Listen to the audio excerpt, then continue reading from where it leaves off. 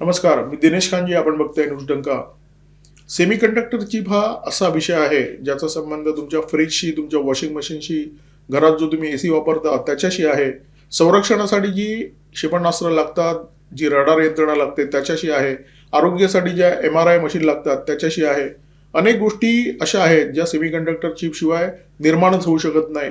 तुमचा लॅपटॉप, तुमचा स्मार्टफोन, प्रत्येक गोष्टीसाठी तुम्हाला सेमीकंडक्टर चिप लागते. कालपर्यंत भारत सरकारचा दृष्टिकोन असा होता, म्हणजे 2014च्या आधीची गोष्ट मी तुम्हाला सांगतोय. चला, जागतिक बाजारात मिळतंय ना, मग आयात करत राहा आणि त्याच्यासाठी अमूल्य असं परकीय चलन खर्च करा. परंतु मोदी सरकार आल्यानंतर हा दृष्टिकोन बदलला.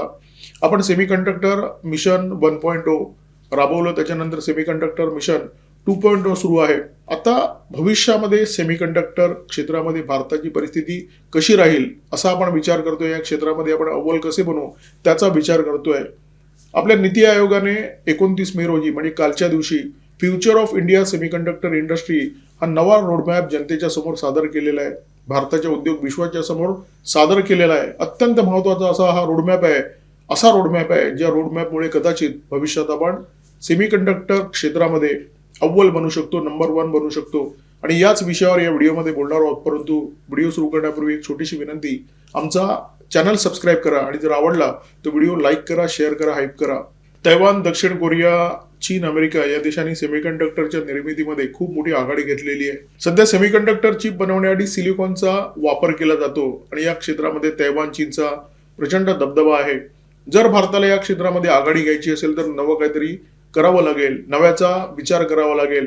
भारत अशा प्रकारच्या तंत्रज्ञानाचा विचार करतोय. सिलिकॉनच्या ऐवजी गॅलियम नायट्राइड हे नवं तंत्रज्ञान आहे. हे जास्त उपयुक्त तंत्रज्ञान आहे. सिलिकॉन कार्बाइड हे सुद्धा नवं तंत्रज्ञान आहे ज्याचा भविष्यामध्ये भारताला खूप चांगला उपयोग होऊ शकतो. आणि जर या क्षेत्रामध्ये भारताने आपली पकड निर्माण केली तर सेमीकंडक्टर इंडस्ट्रीमध्ये आपलं स्थान कदाचित अव्वल होऊ शकतं. आणि हाच विचार future of India semiconductor industry या रोडमॅपमध्ये मांडण्यात आलेला आहे. तुम्हाला एखाद्या गोष्टीची प्रचंड निकड आहे, दुसऱ्याकडे ही गोष्ट आहे, तुमची पैसे मोजण्याची तयारी आहे, ही तयारी तुम्ही दाखवता तरी समोरच्याकडून तुम्हाला स्पष्ट नकार मिळतो.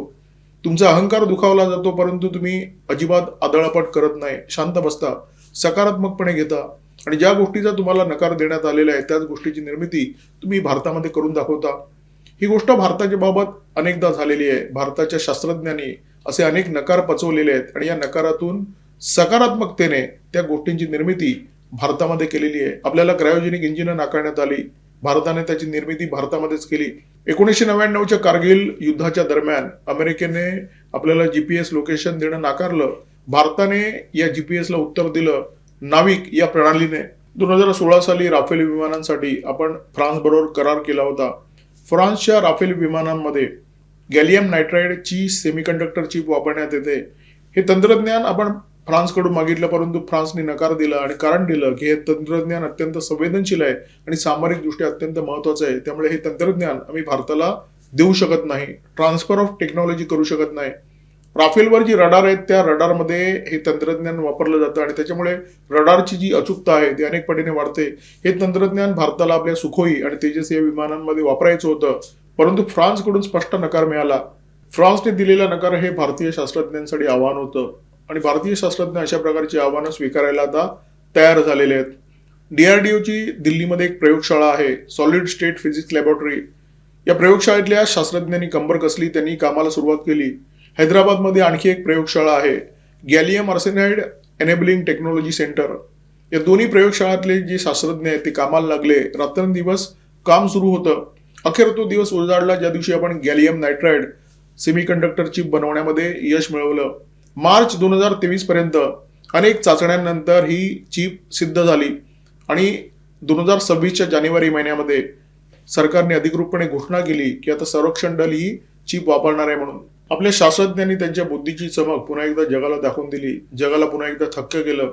भारत सरकारने सुद्धा दाखवून दिलं की आत्मनिर्भर भारत आणि मेक इन इंडिया या केवळ सरकारी घोषणा नाही आहेत, हे भारत सरकारचं उद्दिष्ट आहे, हे भारत सरकारचं ध्येय आहे. आपण संरक्षण आणि तंत्रज्ञानाच्या क्षेत्रामध्ये स्वावलंबी होण्याच्या दिशेने जो प्रवास सुरू केलेला आहे त्या प्रवासातला अत्यंत महत्वाचा टप्पा म्हणजे या चिपची भारताने केलेली निर्मिती. आता DRDOने ही चिप विकसित केलेली आहे. आता त्याचा व्यापारी वापर करायला आपण सज्ज झालेलो आहोत. 29 मे 2026 या दिवसाची भारताच्या इतिहासामध्ये अत्यंत ठळकपणे नोंद घेतली जाणार आहे. नीती आयोगाने या दिवशी आपला रोडमॅप जारी केला सेमीकंडक्टर बाजारपेठेसाठी. Future of India semiconductor industry याच्यामध्ये लक्ष ठेवण्यात आलं की 2035 पर्यंत जागतिक सेमीकंडक्टरच्या बाजारपेठेमध्ये देशाचं स्थान अव्वल बनावं. याच्यामध्ये जो सगळ्यात महत्वाचा बिंदू आहे तो आहे सिलिकॉन वेफरच्या ऐवजी गॅलियम नायट्राइड आणि सिलिकॉन कार्बाइडचे वेफर वापरण्याचा. हे जे पाऊल आहे ते क्रांतिकारी आहे, कारण हे जे नवं तंत्रज्ञान आहे ते आधीच्या तंत्रज्ञानापेक्षा अधिक उजवं आहे, अधिक प्रभावी आहे. नीती आयोगाने सेमीकंडक्टर विषयीचा जो रोडमॅप जाहीर केलेला आहे त्याच्यामध्ये एक महत्वपूर्ण निर्णय घेण्यात आला. फार ऍडव्हान्स चिपच्या मागे न पडता मॅच्युअर नोड फॅबच्या निर्मितीवर आपण लक्ष केंद्रित केलं पाहिजे आणि त्याची मोठ्या संख्येने निर्मिती केली पाहिजे. आता ऍडव्हान्स चिप आणि मॅच्युअर नोड फॅब याच्यामध्ये काय फरक आहे, ही काय भानगड आहे हे लक्षात घेण्याची गरज आहे. ऍडव्हान्स चिपमध्ये 7 नॅनोमीटर पर्यंतच्या चिपचा समावेश असतो आणि याची जी निर्मिती प्रक्रिया असते ती अत्यंत गुंतागुंतीची असते, अत्यंत जटिल असते. याच्यासाठी सर्वोत्कृष्ट तंत्रज्ञानाची तुम्हाला गरज पडते. मॅच्युअर नोड फॅब या ज्या चिप आहेत त्याच्यामध्ये 28 नॅनोमीटर, 40 नॅनोमीटर, 65 नॅनोमीटर, 90 नॅनोमीटर ते 180 नॅनोमीटर पर्यंतच्या चिपची निर्मिती होते. आता या चिपच्या निर्मितीची भारताला सर्वाधिक गरज आहे आणि ती काय हे आपण लक्षात घेऊया. तुमचा वॉशिंग मशीन, तुमचा फ्रीज, तुमचा टीव्ही, तुमचा प्लाझ्मा टीव्ही, तुमच्या घरामध्ये जो तुम्ही मायक्रोवेव्ह वापरता, इलेक्ट्रॉनिक सेन्सर असतात त्याच्यासाठी किंवा व्होल्टेज रेग्युलेटर असतात त्याच्यासाठी याच चिपची तुम्हाला गरज पडते.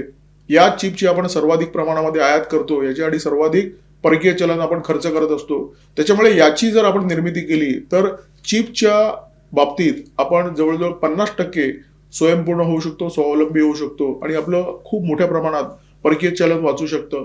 सध्या आपण 40 ते 45 अब्ज डॉलर पर्यंतच्या सेमीकंडक्टर चिप आयात करत असतो आणि 2030 पर्यंत हे जे प्रमाण आहे ते जवळजवळ 100 अब्ज डॉलर पर्यंत जाणार आहे आणि याच्यामध्ये सर्वाधिक जास्त प्रमाण या मॅच्युअर नोड फॅब्सच आहे. त्याच्यामुळे आपला प्रचंड पैसा वाचणार आहे. आपल्या रडारसाठी, आपल्या उपग्रहांसाठी, आपल्या क्षेपणास्त्रांसाठी ज्या चिप लागतात त्याचा आकार सुद्धा 28 ते 90 नॅनोमीटर पर्यंत असतो आणि गॅलियम नायट्राइडमध्ये या चिप निर्माण करण्याची क्षमता भारताने विकसित केलेली आहे. त्याचा व्यापारी तत्वावर वापर सुद्धा आता सुरू झालेला आहे. गुजरातमध्ये ढोलेरा नावाचं शहर आहे. भारताच्या दृष्टीने हे शहर अत्यंत महत्वपूर्ण ठरणार आहे. इथे विशेष गुंतवणूक क्षेत्राची आपण निर्मिती करतोय.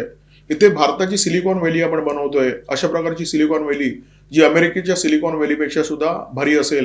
क्रिस्टल मॅट्रिक्स नावाची कंपनी इथे सुरू झालेली आहे आणि या कंपनीमध्ये गॅलियम नायट्राइड आणि सिलिकॉन कार्बाइडच्या सेमीकंडक्टर चिपची निर्मिती होणार आहे, ज्याचा वापर सौर ऊर्जेसाठी होणार आहे, पवन ऊर्जेसाठी होणार आहे, इलेक्ट्रिक व्हेकलसाठी होणार आहे. त्याच्यामुळे एकूणच देशाच्या इंधन क्षमतेला सुद्धा बळकटी येणार आहे. याच ढोलेरामध्ये टाटा इलेक्ट्रॉनिक्सचा प्लांट आहे. टाटा इलेक्ट्रॉनिक्सने तैवानच्या PSMC या कंपनी बरोबर हातमिळवणी केलेली आहे.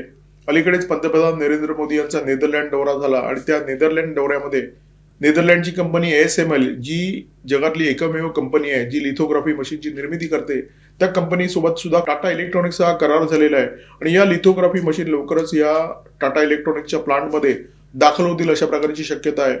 या प्लांटचं काम जवळजवळ 50% पूर्ण झालेलं आहे आणि 2026च्या अखेरपर्यंत या प्लांटच्या उत्पादनाची पहिली बॅच बाहेर पडण्याची शक्यता आहे. याच ढोलेरामध्ये क्रिस्टल मॅट्रिक्सचा सुद्धा प्रकल्प आहे. हा प्रकल्प सुद्धा टाटा इलेक्ट्रॉनिक्सच्या प्रकल्पा इतकाच महत्वाचा आहे.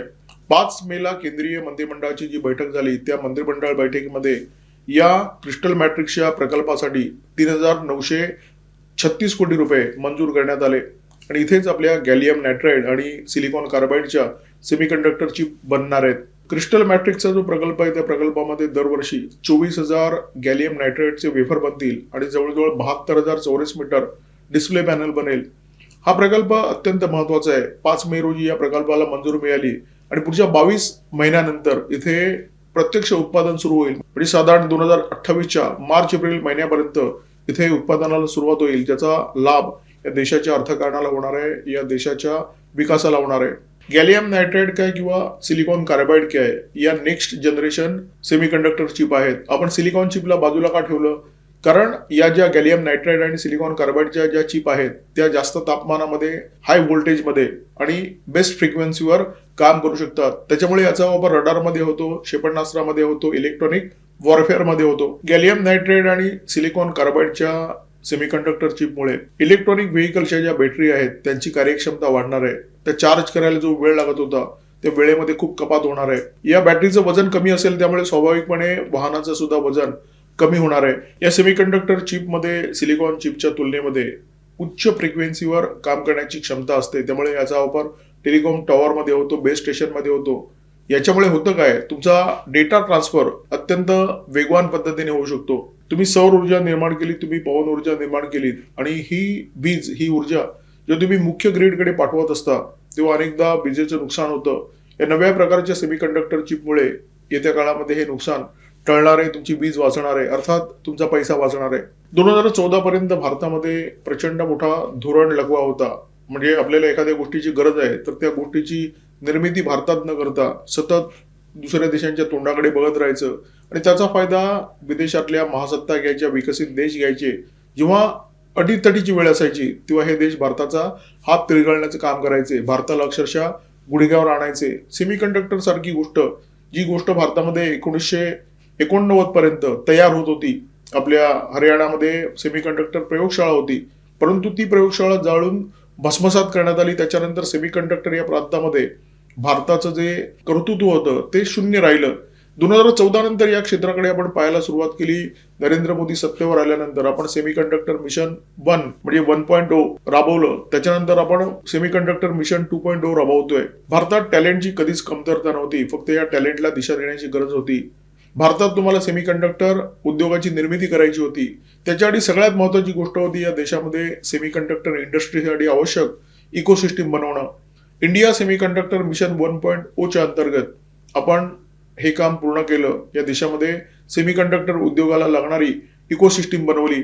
आता इंडिया सेमीकंडक्टर मिशन 2.0च्या अंतर्गत आपण प्रत्यक्ष निर्मितीला हात घालतोय. पहिल्या टप्प्यामध्ये आपण अनेक विदेशी कंपन्यांबरोबर हातमिळवणी केली. त्यामध्ये काही तैवानच्या कंपन्या आहेत, युरोपातल्या काही कंपन्या आहेत. टाटा इलेक्ट्रॉनिक्सने अलीकडेच ASML बरोबर हातमिळवणी केली. टाटा इलेक्ट्रॉनिक्सची आधीच PSMC या तैवानच्या कंपनीबरोबर हातमिळवणी झालेली आहे. अनेक विदेशी कंपन्यांबरोबर आपण टायअप करतोय. आपला प्रयत्न आहे की सेमीकंडक्टरची देशांतर्गत जी गरज आहे ती गरज या दुसऱ्या टप्प्याच्या अंतर्गत पूर्ण व्हावी. आपला देश स्वयंपूर्ण व्हावा, आपल्याला आयातीची गरज पडू नये. जेव्हा केव्हा आपण सेमीकंडक्टर मिशन 3.0 राबवू तेव्हा कदाचित आपण निर्यातीचा विचार करू. आपल्या गरजा तोपर्यंत भागलेल्या असतील. जगातल्या अन्य देशांना सेमीकंडक्टर चिपची निर्यात करून परकीय चलन मिळवण्याचा प्रयत्न आपण पुढच्या काही वर्षामध्ये करू शकतो. सुदैवाने आपल्याला अशा प्रकारचं नेतृत्व लाभलेलं आहे, ज्यांना ठाऊक आहे की आपण कुठे उभे आहोत, आपल्याला कोणत्या दिशेने जायचंय, किती वेगाने जायचंय आणि कुठपर्यंत पोहोचायचंय. पंतप्रधान नरेंद्र मोदी यांनी या देशामध्ये सेमीकंडक्टर उद्योग फुलावा फळावा या दिशेने विचार केला, त्या दिशेने प्रयत्न सुरू केला आणि सुदैवाने त्यांना अश्विनी वैष्णव यांच्यासारखे मंत्री लाभले जे झपाटल्यासारखं काम करत असतात. त्यांच्याकडे ती व्हिजन आहे आणि त्याच्यामुळे देश योग्य मार्गावर पुढे चाललेला आहे. सेमीकंडक्टर या क्षेत्रामध्ये अव्वल बनणं हे सध्या आपलं स्वप्न आहे आणि ते स्वप्न टप्प्यात आहे असं चित्र दिसतंय.